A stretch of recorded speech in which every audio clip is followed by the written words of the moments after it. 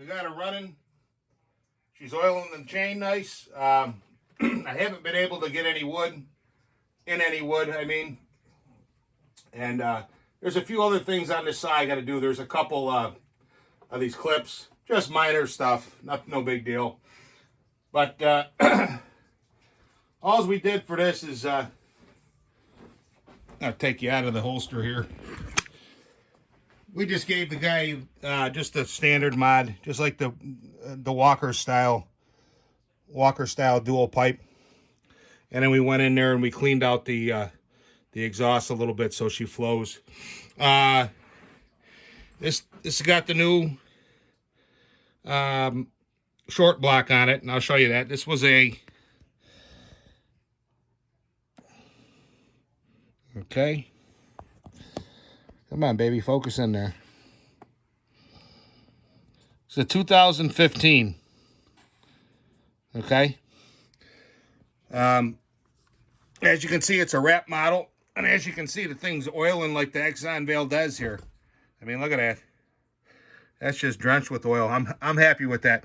But we do have a little issue here. I had to tell the guy he's going to fix it on himself, by himself. Look at that. You know,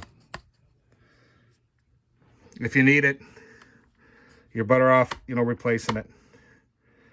One thing I did notice, Husqvarna's chain brake mechanism, the way it's set up, it's a lot easier to switch everything over.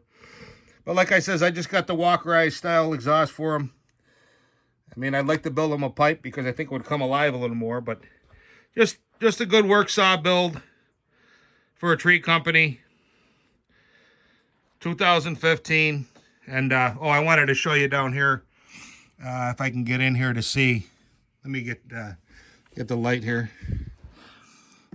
These cases, as you can see, they come without the where the heck is it? Oh, see it right there? That's where your tag's supposed to go from your old saw. Take it off your old saw and put it on there. They don't. What I'm saying is they don't come with a serial number. That's how you know you got a case. Brand new short block. And 20-inch bar. She probably picked up, well, obviously from where it was with blown out seals, you went from no saw at all. But she probably picked up, on a newer saw, I'd say maybe about 18%, 20% with this style. I mean, definitely more torque, more throttle response. And then, with the pipe, you're going to pick up more. And then with a little porting work you can do. But I don't like to go cuckoo with these things. A good pipe, muffler mod, a little bit of flow porting to these things.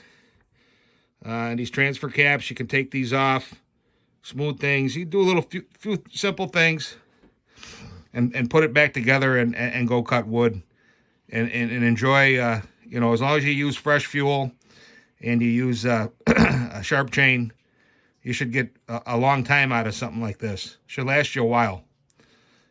I'm not saying it's going to be the fastest saw out there, because it's not. But it's going to give you probably like 18% overstock. And I got a couple of these from some pawn shops. My cousin sent me 2 of them. I got another one from a guy, so I got 6 of these things right now. And I should be able to make 3 saws, maybe 4 saws. You got another wrap handle, and then the other 4 are just a conventional handle. But these really aren't that bad to do, not at all. It goes together pretty easy. I don't see any issue with it. The only thing is it's probably not going to give the full performance because the cylinder is used. So cylinder was still good, but I mean, you're looking 9 years. It's probably, you're probably losing something, 5%, 10%. But you want to buy a new cylinder? I'm checking some of these prices, these OEMs. If you got a 3120 or something like that, geez, they're $500, $600, $700 for a piston and cylinder. Alrighty. For a junk pile build, You can't beat these things. They go together pretty good. And as long as you have parts and you got a couple donor saws, you can make a couple good runners. I really like the way these things run. You know, a lot of guys, they don't like them. There's a bearing issue with them. Well, I never really seem to have a bearing issue. You might have a bearing issue if you don't make a good cut on the base. But I don't even bother doing that. If I'm going to go down a little bit, you know, we'll pop the piston and then use a thinner gasket. And good night, Irene. Beep.